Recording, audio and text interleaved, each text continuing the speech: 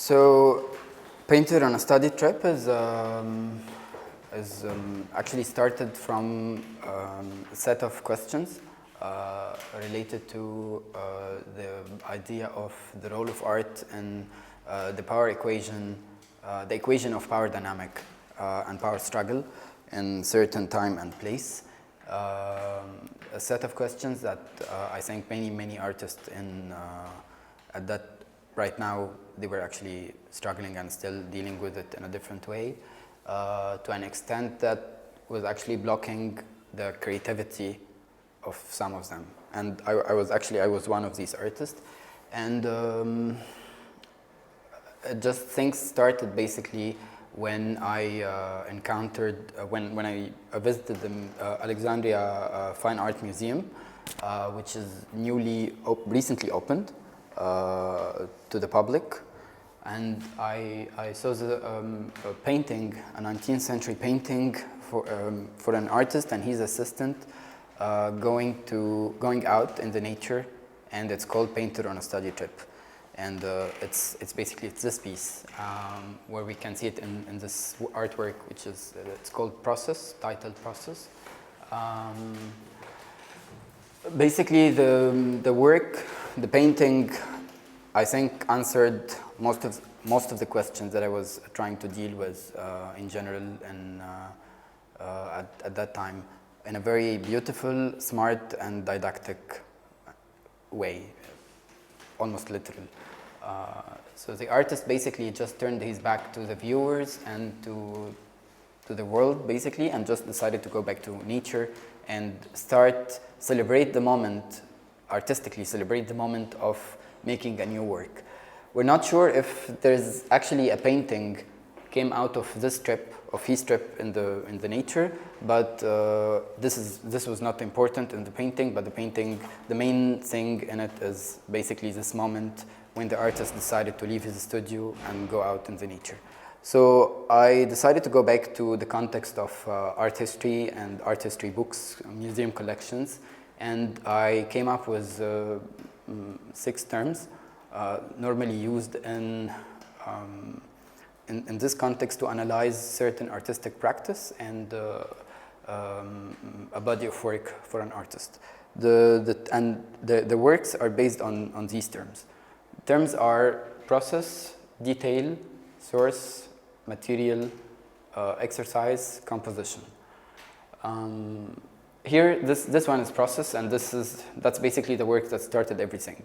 And the way it's framed, also the material of the frame and the color, the texture, everything is also playing on this idea of the time and this twist between the time and the medium, and how the work itself is represented. Going back to the idea of nature as a subject for the work and for an artistic practice, there's a place, and this was actually clear it was clear for me that I wanted to make a show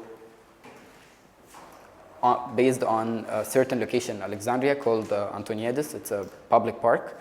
It's kind of a beautiful garden. And in this place I used to go when I was a student, in Fine Art Academy in Alexandria studying painting. They used to send us as students to make assignments, basically to create drawings and paintings out of the nature and sculptures in the garden. I wanted to revisit this exercise, the location of the exercise itself as the park, and of course, it's revisit this idea of nature as a subject for an artwork. Source is basically, it's a piece that somehow characterizing the research of the project in a formal way.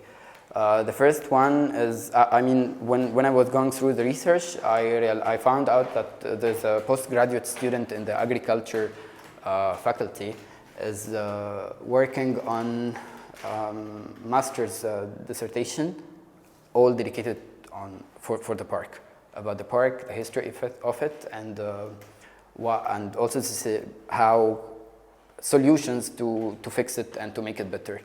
And the first plate is basically featuring the defense and the discussion of his dissertation. I mean, if any of you had a chance to go to the Museum of Modern Art here in Cairo, you'll find many different paintings, abstract paintings, mainly titled composition. So composition was a subject and a title for many different historical artworks in the history of modern art in Egypt. The most intriguing forms I have seen in the park was this big amount of empty pools and artificial lakes, which are very big, very empty, and generating many different kind of emotions and ideas in your head when you see it without waters. This one is called Exercise and Material, and they are very much connected to each other. It's a computer-generated image, completely fictional. It's a virtual canvas that's hanged on a white wall that is not the wall of the gallery, but it's also a fictional wall. So it's this double layer of the fictionality of the material itself. I was just interested in this twist between any painter can't make a painting, can't make an artwork without a materialistic canvas. Another optical kind of strategy is Exercise, and it's a commissioned trompe-l'oeil painting for marble sculpture. There's something interesting about this sculpture for me, that it's very difficult to tell if it's for a man or a woman, and this was always kind of controversial decision when students decide to choose to use it as a subject for their assignments, because they never succeed in achieving the subject of the work as if it's a masculinity or femininity. The last work it's called A Memorial to Failure, and it's a work about failure and mistakes, and monuments. It's a work that thinks about how can we celebrate failure as a productive mode, and also how to fail beautifully in a way. And after this, you enter the gray box, and there is this footage of a looping telepheric cable car trip. Basically, it's a non-stop kind of trip. It's just the camera is going up and down all the time between mountains, and the footage is taken from Rio de Janeiro and Beirut, and the voice is basically the answers of the philosopher about failure and the role of art in society and in power dynamic, and also the relation between art and activism. And I consider this, this was the most this piece is not basically produced especially for the show, but I consider it as like the closing point for the circle of the show.